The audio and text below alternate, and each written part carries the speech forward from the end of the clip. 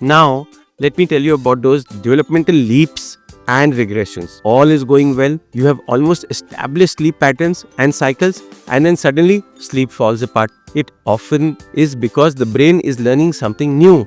It's a sign of progress. Regression actually means growth, not failure. Let me explain this. Big regressions often come at 4 months, 8 to 10 months, and around 1 year. Knowing this helps you prepare emotionally.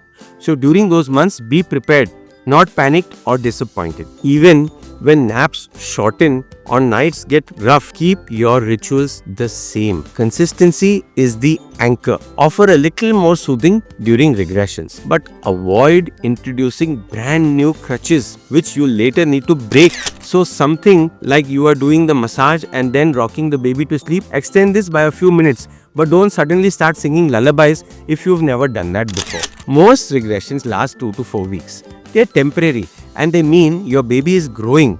So this phase also will pass. Now let me tell you about sleep debt. It actually adds up fast, just like EMI on our loans. When naps are skipped or bedtime drifts late, lost sleep piles up. Bilkul like interest on loan. And babies can't just catch up like we do. So what are those signs of sleep debt? Remember, don't believe the myth that keeping them up helps. Missed naps usually make bedtime battles worse. Any sleep debt doesn't need a huge makeover or change. Just small, consistent tweaks over a couple of days will bring things back to normal. Now, sleep timetable. Newborn sleep is scattered. At 0 to 2 months, sleep for 14 to 17 hours is good, but in short bursts. Focus more on day-night cues rather than strict schedules. At 3 to 4 months of age, it starts to bring shape. Total sleep shifts to 13 to 15 hours. This is when a bedtime routine really works.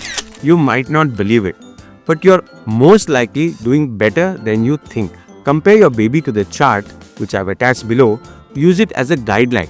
If most are within range, then it just takes a few more tweaks, not a total makeover, and you are sorted. In the next module, we will dive deeper into how to make a foundation for good sleep habits. So stay tuned and keep learning. What are those signs of sleep debt? Crankiness, babies itself taking short naps, and then harder nights. These often trace back to missed sleep. So how to fix it? Simple fix with early bedtime and a few extra naps helps restore balance. Think gentle recovery, not some strict timetable scheduling.